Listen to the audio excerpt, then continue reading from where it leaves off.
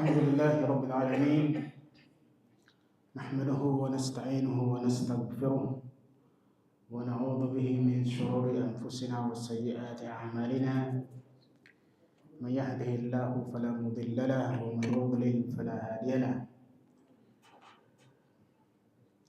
أشهد أن لا إله إلا الله وحده لا شريك له وأشهد أن محمدا عبده ورسوله اللهم صل وسلم على حبيبنا وشفينا ومولانا محمد وعلى آله وأصحابه ومن جاهد في سبيله وسار على نهجه واتبعه بإحسان إلى يوم الدين أما بعد.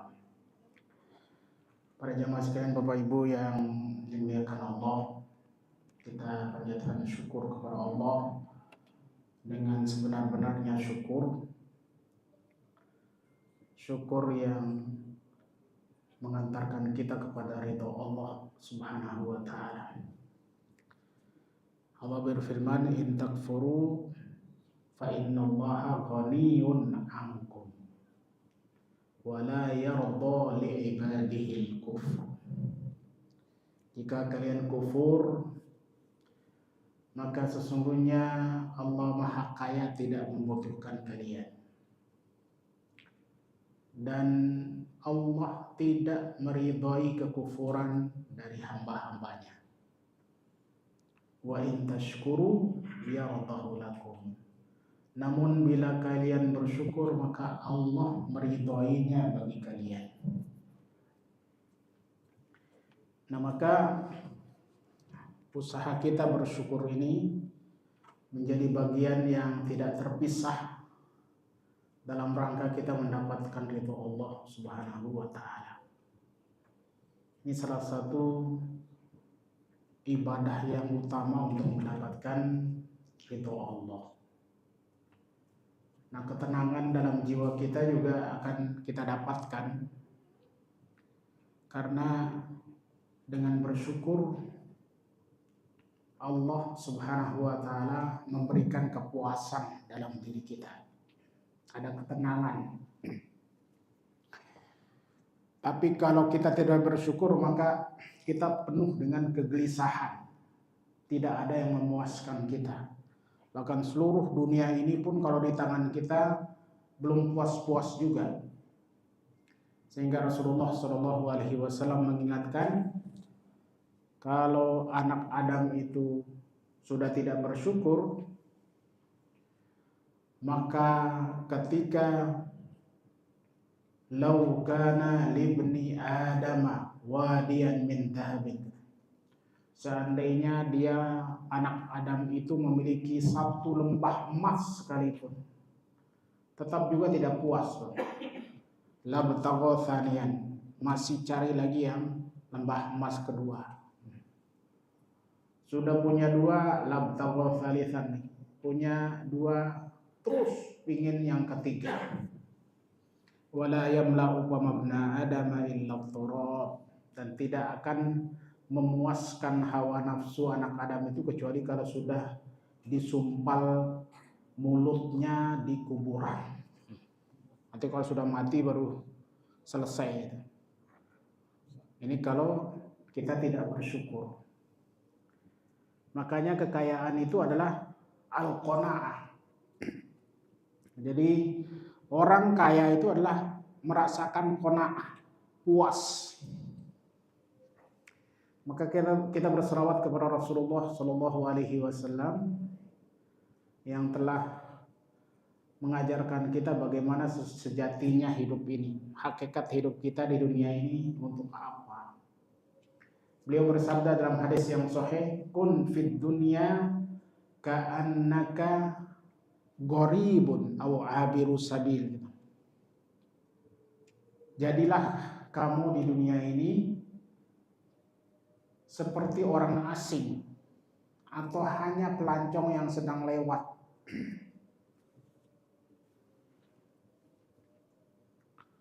Ini melancongnya cuman lama apa? Ada yang 70 tahun, ada yang 80 tahun. Sehingga terkadang sudah jadi mukim. Nah, atau menganggap dirinya sudah mukim di dunia. Tidak ingin kembali ke tempat asal. Sebab Nabi Adam diciptakan di mana, Bapak? Nah, di surga. Berarti kita kampung tempat kita mudik itu, kampung asli kita di mana? Nah, masih ada yang nggak mau mudik ke surga nggak?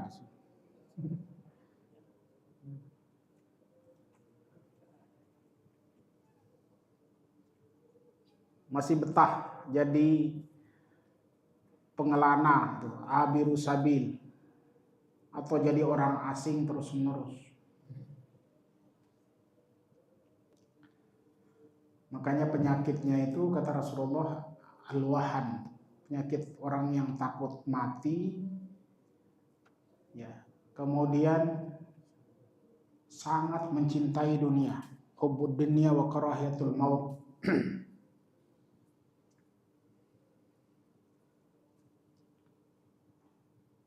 Ini kalau hati kita sudah penuh dengan dunia, jadi ruang untuk akhirat menjadi tidak lagi tersisa.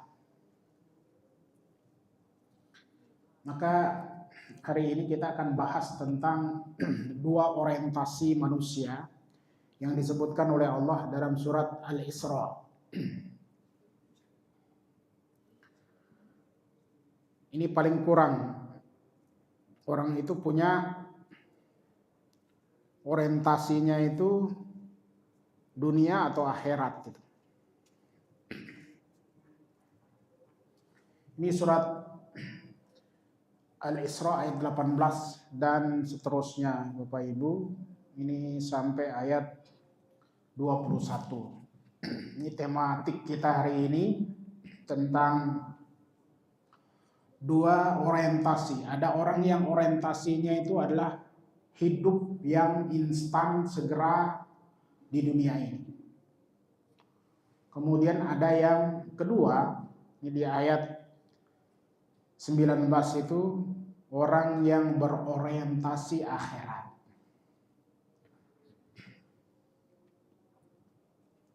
Ini pasti ada dua macam manusia ini.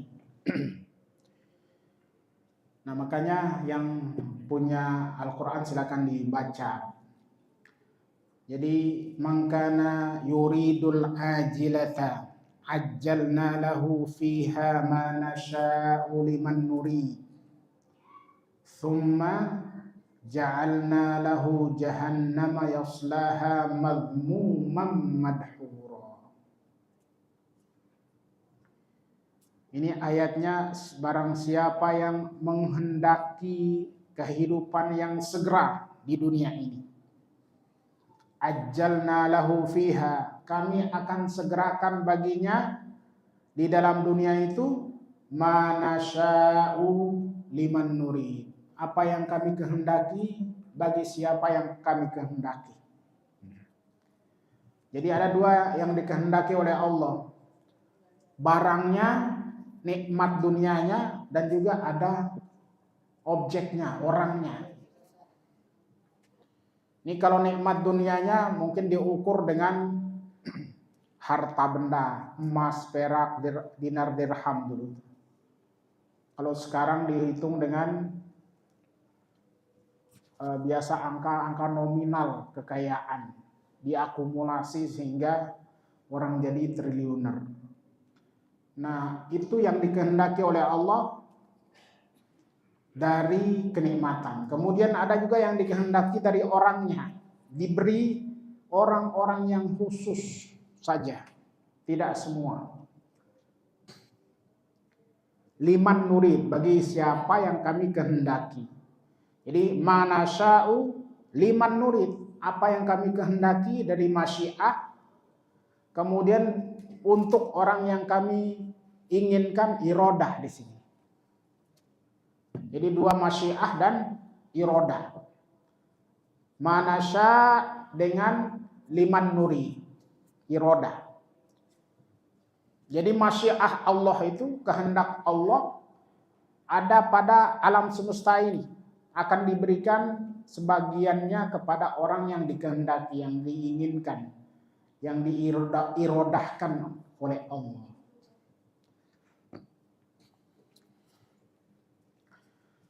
Lah lantas apa?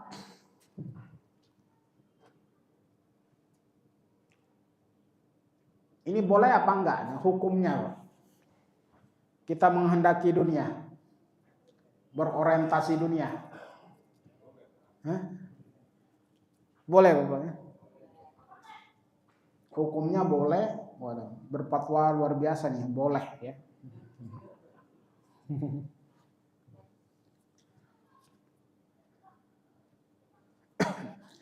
Padahal kita tahu ada 5 hukum ya dalam Islam. Hukum taklifiahnya itu pertama adalah ada wajib, ada sunnah, ada boleh, ada makruh, ada haram.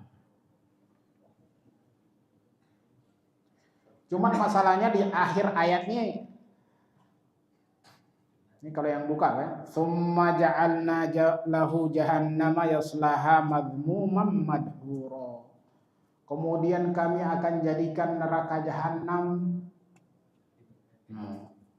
lahu tuh baginya. Ini akhir ayatnya masih 1 ayat nih, Bang.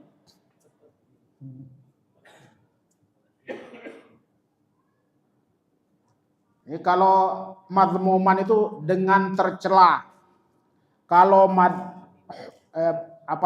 madhura itu artinya matrud, artinya terusir atau dilaknat dari rahmat Allah.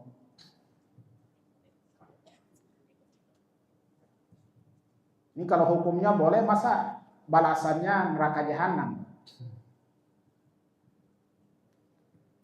Berarti kita harus bahas mana yang boleh, mana yang haram, yang membuat ancaman Allah. Summa ja'alna lahu jahannam. Kemudian kami jadikan baginya jahannam, neraka jahannam. Yaslaha madmuman madhura. Dia akan masuk ke dalam neraka itu dengan tercela dan terusir dari rahmat.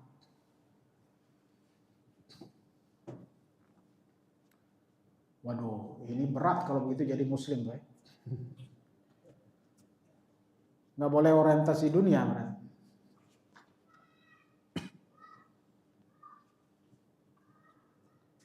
Nah, agar ada bandingannya, Pak. Jadi ayat berikutnya itu ayat 9, wa man aradal akhirata. Dan barang siapa yang menginginkan akhirat, berorientasi akhirat, wa sa'alaha sa'yaha, dan dia sa'i itu apa artinya? Kalau Bapak Ibu lagi umroh, Safa Marwah itu kalau sa'i ya, itu berusaha keras sungguh-sungguh dengan tenaga yang lebih. Nah, itu sa'i. Berusaha lebih dalam mencapai akhirat itu. Apa jawab Allah? Faulaika kana sa'yuhum mashkura. Mereka itulah orang-orang yang usahanya akan diberi balasan oleh Allah. Balasannya enggak disebutkan karena ini dijelaskan dalam ayat-ayat yang lain. Tapi ini membuat kita merasa penasaran nih, apa balasannya? Nah, makanya jiwa yang tenang yang sering kita baca di surat Al-Fajr itu, ya ayatuhan nafsul mutmainnah irji'i ila rabbiki radiyatan mardiyah. Ini ridho. Nah, fadkhuli fi ibadi, masuk dalam golongan hamba-hamba Allah bersama para rasul, nabi, siddiqin, syuhada, sholihin, dan semua hamba-hamba Allah yang diridhoi. Nah, masuklah ke dalam surga. Nah, dalam ayat lain, waridwanum minallahi akbar, ridho dari Allah itulah yang terbesar. Nah, ini balasan yang akan diberikan oleh Allah.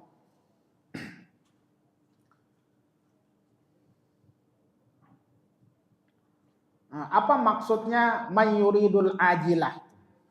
Dalam tafsirnya Bapak Ibu nanti bisa di apa namanya dicek baik di tafsir manapun. Ini maknanya begini. Man kana talabuhu ad-dunyal ajil. Barang siapa yang orientasi yang dia tuntut di dunia ini adalah untuk dunia yang sementara dan segera ini. Kemudian dia hanya mengusahakan dunia semata-mata.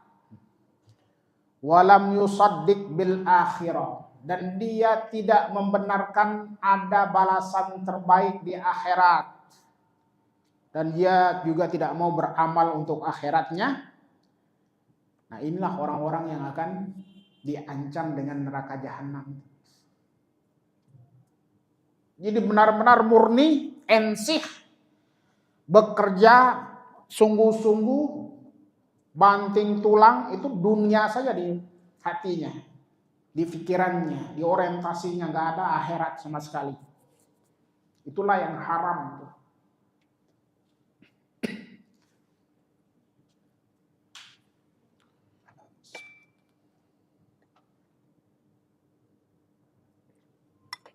Dia tidak membenarkan akhirat, tidak percaya, tidak yakin, tidak juga berharap ada balasan di akhirat.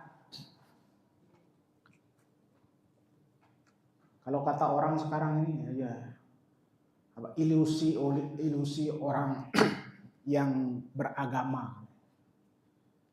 Hanya sekedar apa namanya dongeng yang turun-temurun dari dulu.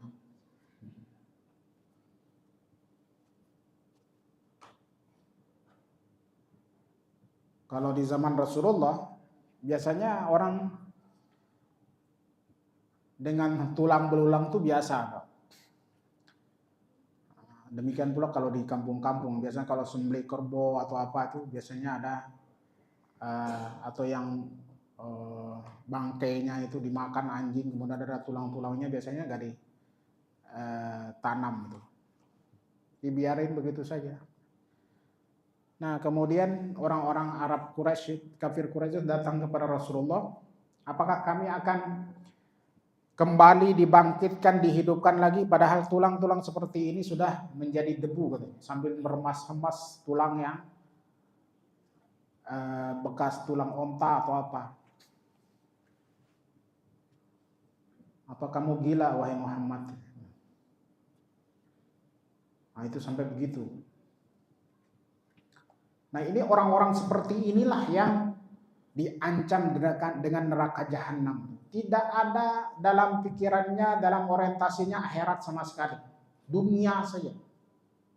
Dunia murni.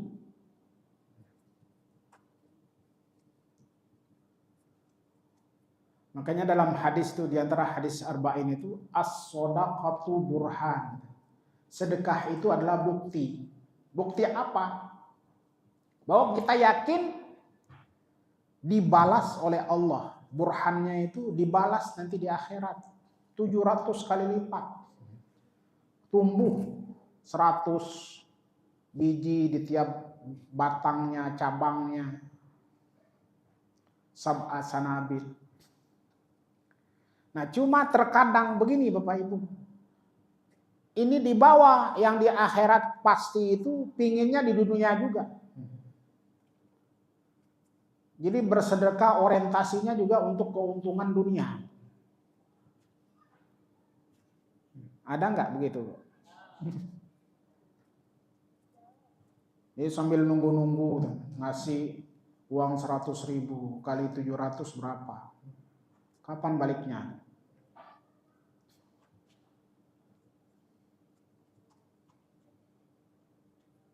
Ini orientasinya orientasi dunia atau akhirat, Pak? Dunia akhirat. Double. Karena ada sedekahnya. Ada sedekahnya. Tapi harapannya di dunia saja atau di akhirat juga? Nah, berarti kalau dua-duanya, insya Allah diberi dua-duanya juga oleh Allah. Tapi kalau ada orang yang kemudian semangatnya itu dipacu, kemudian juga dibangkitkan untuk bersedekah hanya untuk dapat di dunia ini menjadi kaya raya, itu artinya apa?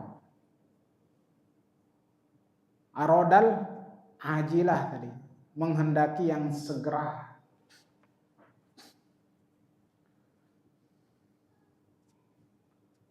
Ada sebagian sahabat itu yang dididik oleh Allah langsung. Di zaman Rasulullah Shallallahu Alaihi Wasallam terjadi perang namanya Hunain, Uhud, perang Uhud. Ini Jabal Uhud yang dekat Madinah tuh.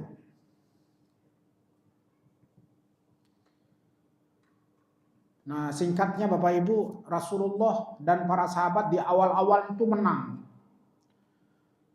Nah, pasukan pemanah yang ada di Bukit Rumat itu biasanya orang-orang jamaah umroh itu naik situ. Itu 50 orang itu melihat ini sudah terpukul mundur kaum kafir Quraisy, segera mereka berlomba untuk mengumpulkan harta rampasan.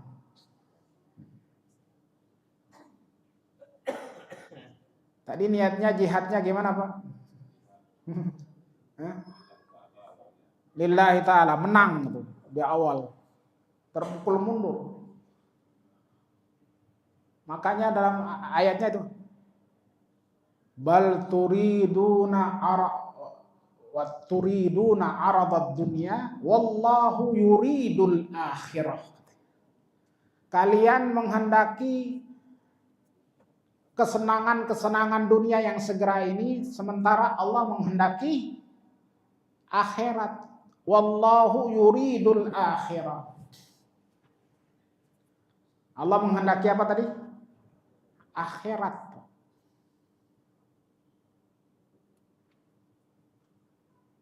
Ini kritik keras kepada para sahabat. Makanya sekali itu saja mereka itu kalah. Dipukul mundur oleh kafir Quraisy. Di situ kemudian meninggal Hamzah Sayyidus Syuhada. Padahal itu beristihad, perang itu sudah selesai katanya. Jadi sudah selesai, orang-orang kafir sudah tinggalin harta benda mereka sebagai rampasan perang. Nah, ternyata ketika mereka sibuk dengan harta rampasan, dilihat oleh kafir Quraisy.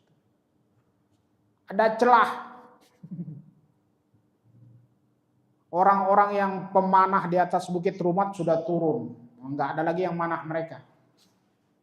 Ada sebagian kecil aja yang tinggal komandannya yang sudah diwasiatkan oleh Rasulullah, jangan turun dari Bukit Rumat kecuali aku perintahkan. Apapun yang menimpa kami menang atau kami kalah, tetap di posisi. Nah, itu pesan komando Rasulullah. Tapi sebagian nih yang anggota-anggotanya beristihad. Nah, kan perang sudah selesai, itu harta rampasan banyak. Nah, itu turidunal ajilah. Turiduna aradad dunya, dikritik oleh Allah. Kalian lebih suka kepada kenikmatan-kenikmatan dunia. Wallahu yuridul akhirah. Nah, ini ayatnya di mana? Ada yang pernah baca ayat ini, Bapak?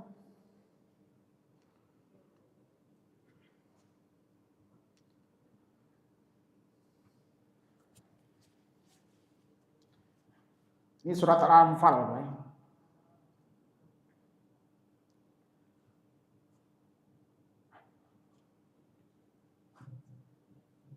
Ada juga di yang lain. Ini tentang perang Badar juga. Ini perang Badar itu ada 70 orang.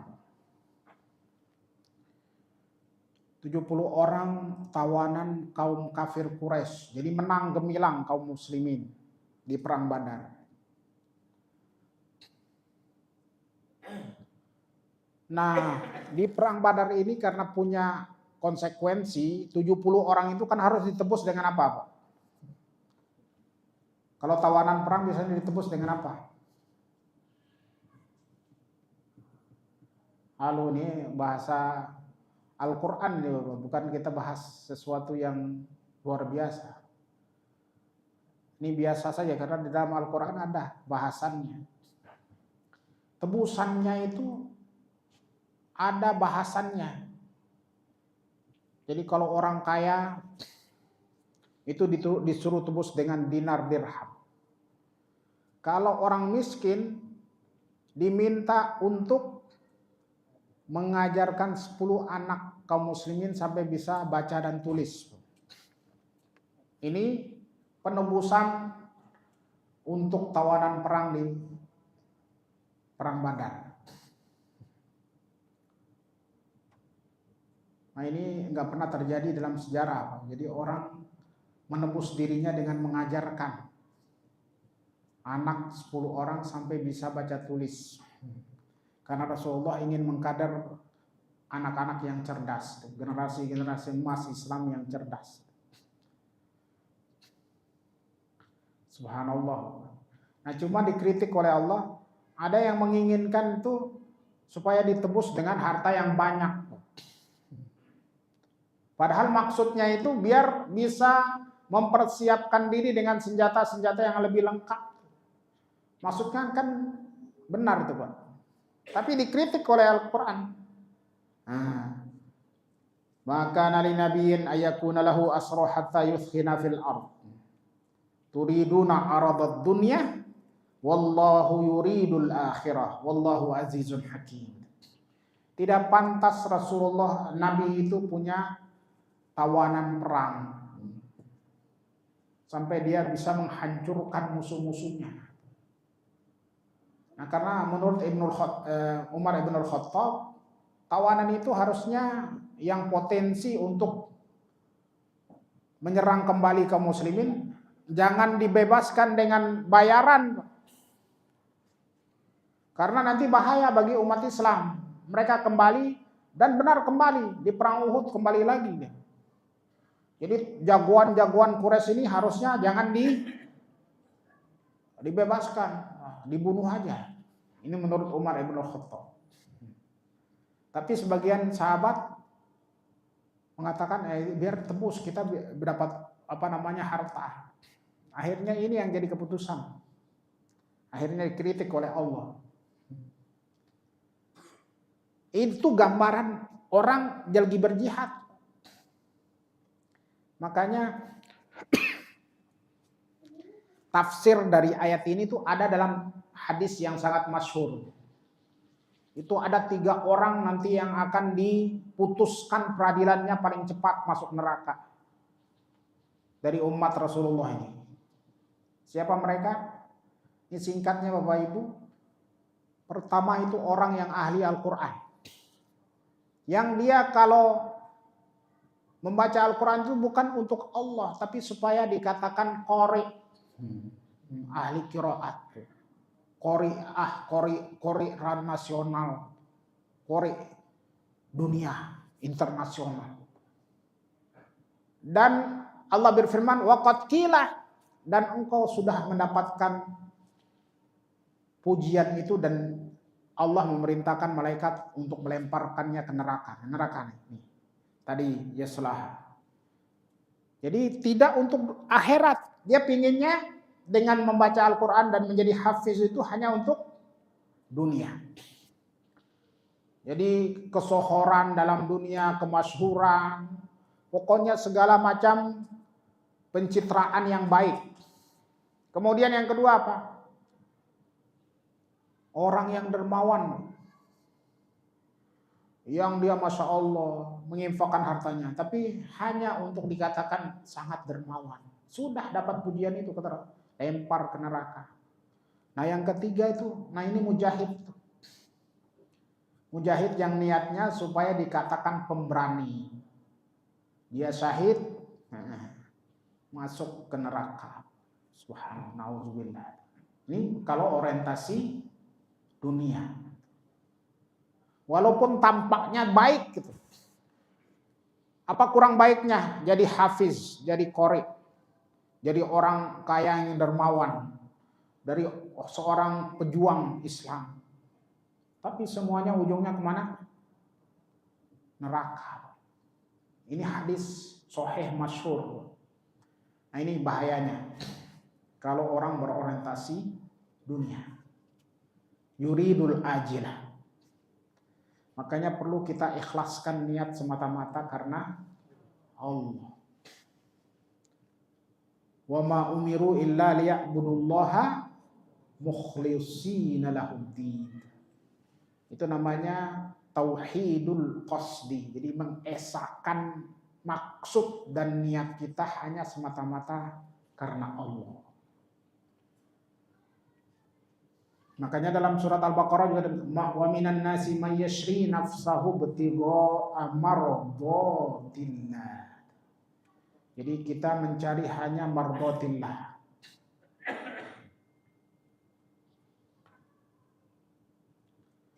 Nah, makanya haram kalau orientasi dunia kok.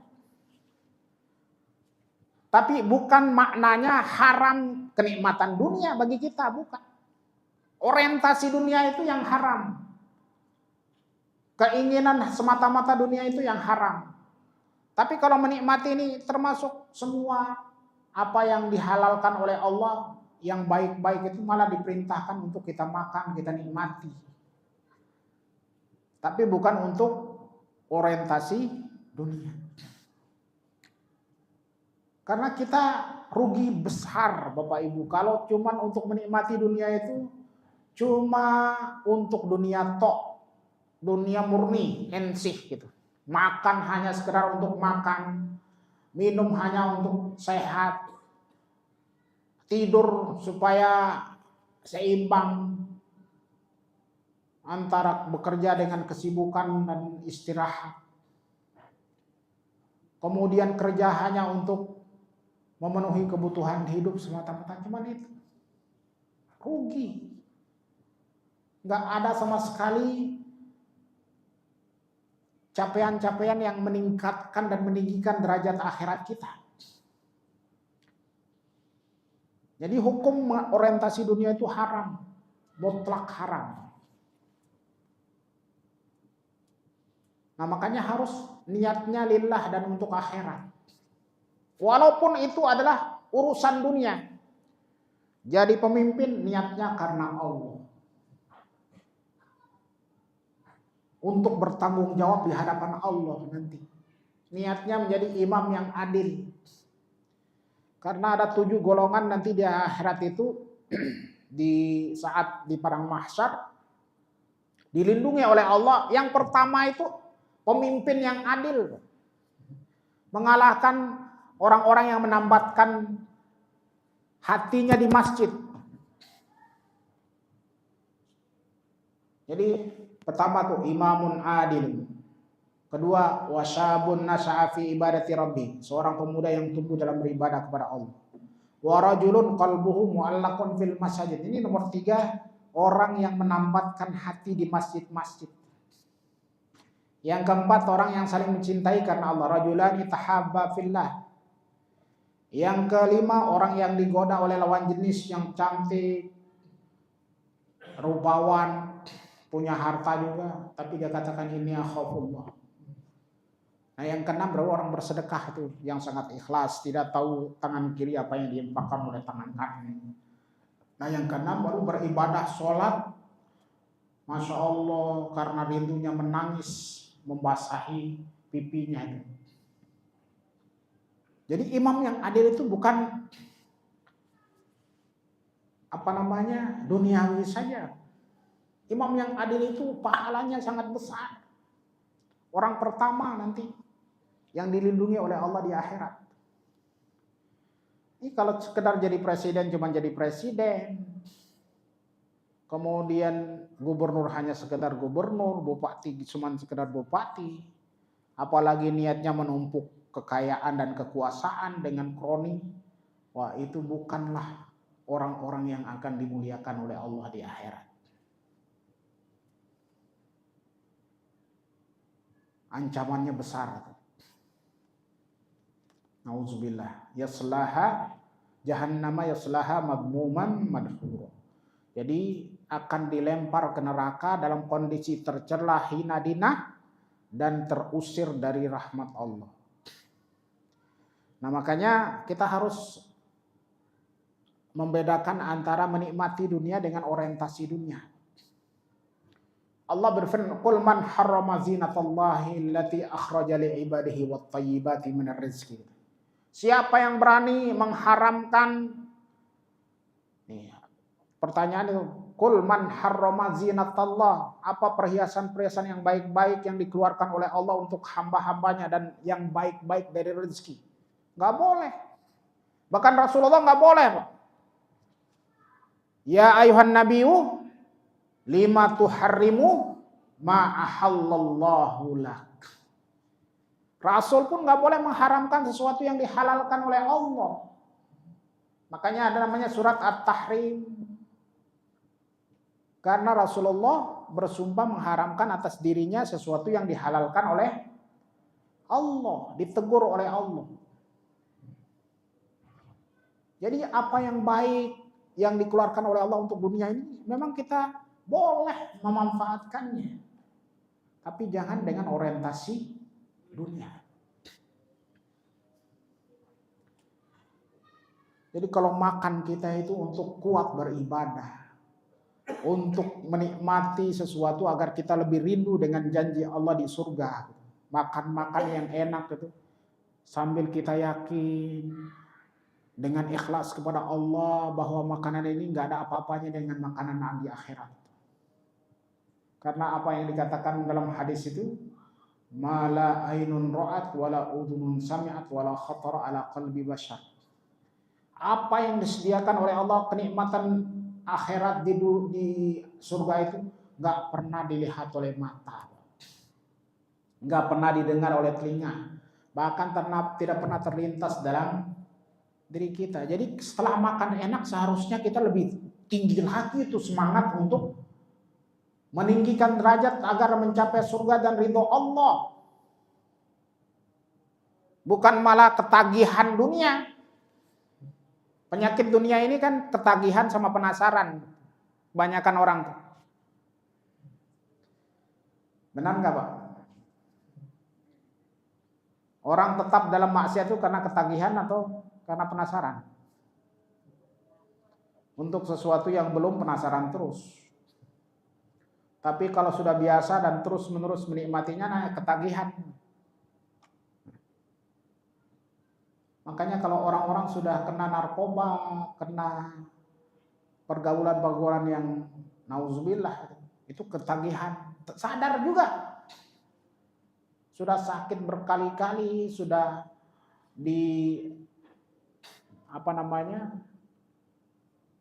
ditaruh di penjara apa tuh? Rehabilitasi berkali-kali, ya tetap juga karena ketagihan. Ada zat adiktifnya yang membuat dia ketagihan, termasuk nauzubillah dosa-dosa besar itu. Nah kembali, jadi makanya yang diinginkan oleh Allah, waman aradal akhirata. Jadi siapa yang orientasinya, kehendaknya, harapannya adalah akhirat. Dari dunia ini makanya disebutkan mazra'atul akhirah. Dunia ini adalah tempat kita bercocok tanam, menanam semua tanaman-tanaman yang akan kita petik hasilnya di akhirat. Walaupun Allah memberikannya ada yang segera di dunia.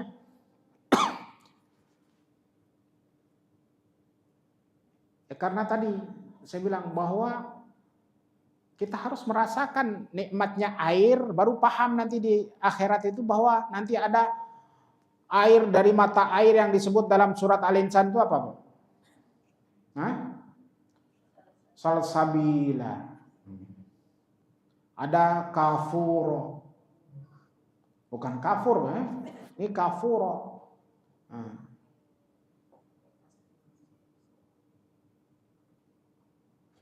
Aina yashrabu biha ibadullah yufajjirunaha tafjir.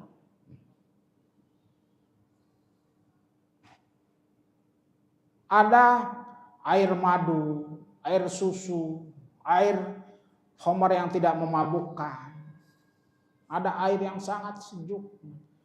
Nah, seperti ketika kita minum air menyejukkan sekali tenggorokan kita itu, yakinlah bahwa saat itu kita belum merasakan apa-apa di akhirat. Ini nggak ada apa-apanya. Sehingga kita bersemangat untuk beramal lagi untuk akhirat kita. Nggak berhenti di situ aja. Sambil kita berharap, ya Allah berilah aku air yang lebih baik di surga. Minuman yang lebih baik di surga. Ketika makan enak luar biasa, bersyukurlah kepada Allah. Ya Allah jangan haramkan atau jangan cegah aku dari nikmat makan yang lebih enak dan lebih nikmat, lebih lezat lagi di akhirat. Itu doa kita. Itu semangat namanya orang berorientasi akhirat. Kalau punya jabatan, ya Allah berilah aku jabatan tingkat yang lebih tinggi di akhirat di surga daripada di dunia ini. Nah itu yang orang berorientasi akhirat. Maka ada kitab namanya kitab Mulukul Akhirah. Raja-raja di akhirat. Kalau orang sekarang bangga di dunia ini dengan raja, diraja, macam-macam gelarnya itu. Maka kita harus berbangga dengan raja akhirat. Mulukul akhirah. Nah ini Bapak Ibu, jadi waman aradal akhirata wa sa'alaha sa'yaha fa ulaika kana sa'yuhum masykur. Ya orang yang berorientasi akhirat tapi dia menikmati dunia ini, tetap dia dengan ridho Allah, tapi disediakan lagi oleh Allah masykur lagi, dibalas dengan yang lebih baik oleh Allah di akhirat. Karena orientasi dan niatnya akhirat. Tentu saja yang baik-baik, Pak. Yang telah dikeluarkan wat-thayyibat minar rizki. Makanya kalau basmalah itu jadi syarat agar semua apa yang kita lakukan itu ada berkahnya. Ada hadisnya itu jelas, siapa yang tidak mengawali dengan bismillah fahuwa aqta, terputus dari berkah, terputus dari rahmat Allah. Bismillah. Makanya bismillah itu hukumnya 5 Pak. Ada yang wajib. Kita baca Al-Fatihah wajib tuh. Dalam sholat menurut Imam Syafi'i itu wajib. Ada yang sunnah. Ada yang hukumnya mubah juga. Ada yang makruh. Mohon maaf Pak, sambil ngerokok begini. Nah, itu hukumnya bismillah kira-kira apa tuh? Sunnah, wajib, apa mubah Pak? Nah, jawab sendiri aja. Sambil minum khamar kira-kira bismillah juga tuh. Kira-kira hukumnya apa? Nah, jadi bismillah pun hukumnya berkisar 5 hukum itu. Tergantung apa yang kita lakukan. Nah, ini dunia Pak. Insya Allah. Kita break dulu.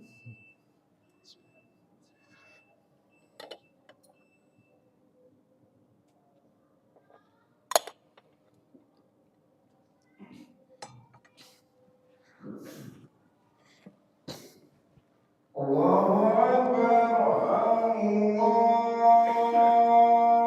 Akbar, Allahu Akbar,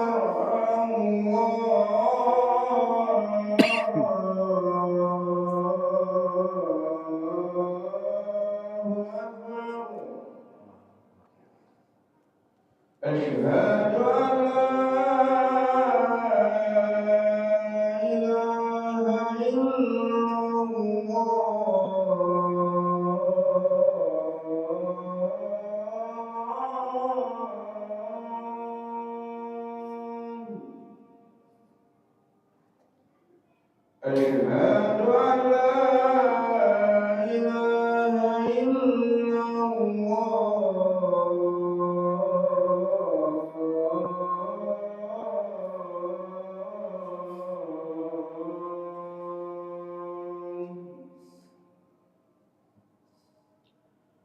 أشهد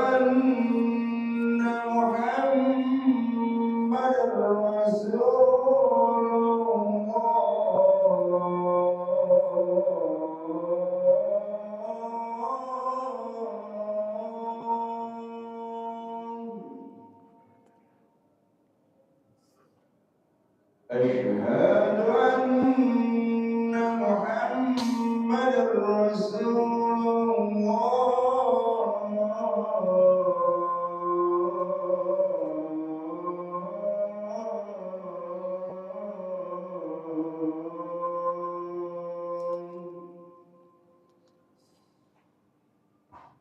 حي على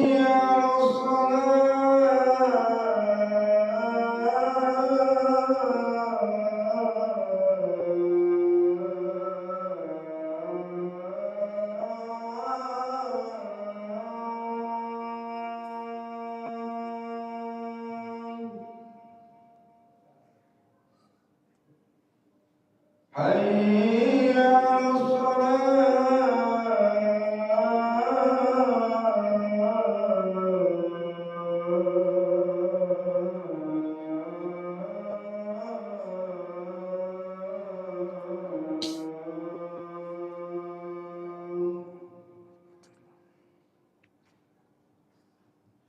على حي على حي على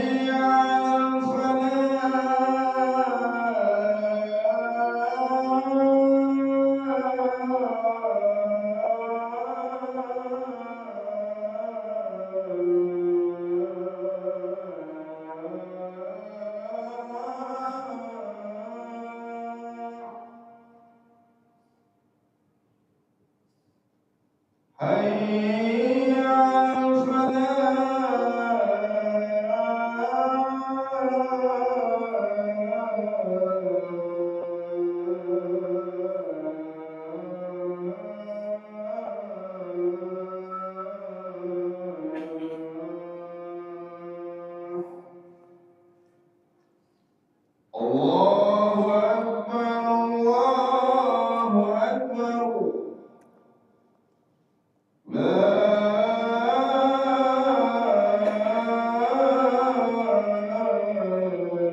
إله إلا الله.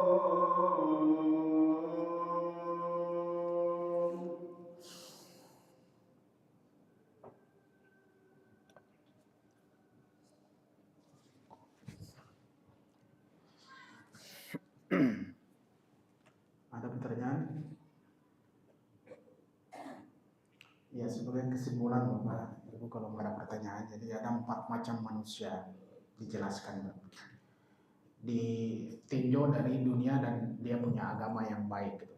Jadi ada orang yang diberi dunia dan agama yang baik, kemudian dia gunakan, itu orang paling tinggi itu. Kemudian ada orang yang punya agama yang baik tapi tidak diberi dunia, harta nggak diberi, kekayaan, kekuasaan, tapi dia karena punya agama berniat kalau dia diberi seperti orang pertama dia akan melakukan yang sama. Maka kata Rasulullah itu fahuma fil ajri sawa. Jadi keduanya itu, yang pertama sama yang kedua ini sama dapat pahala. Karena apa? Niatnya tadi. Niatnya orientasinya akhirat. Kalau saya nanti dapat kekayaan pun akan saya lakukan seperti yang pertama. Nah, yang ketiga ini, nah bahayanya tuh. Nggak diberi agama, dikasih dunia apa? Kemudian digunakan untuk maksiat nauzubillah, sepuas-puasnya. Ini orang ketiga ini, nggak punya agama tapi dikasih puas-puasan semua. Nah, ini dosanya nauzubillah itu. Nah, ada yang keempat, nggak dikasih agama, nggak dikasih dunia, tapi pingin seperti yang ketiga. Maka dosanya sama tuh 3, 4 gitu. Ini bahaya orientasi ini. Insya Allah mudah-mudahan kita paham. Allah Subhanahu wa taala memberikan taufik dan hidayah kepada kita agar tetap selamat, khususnya dalam orientasi kita kepada akhirat insyaallah. Amin ya rabbal alamin. Demikian Bapak Ibu, hadanallahu iyyakum ajmain. Subhanallah wa bihamdihi, asyhadu an la ilaha illa anta, astaghfiruka wa atubu ilaik. Assalamualaikum warahmatullahi wabarakatuh.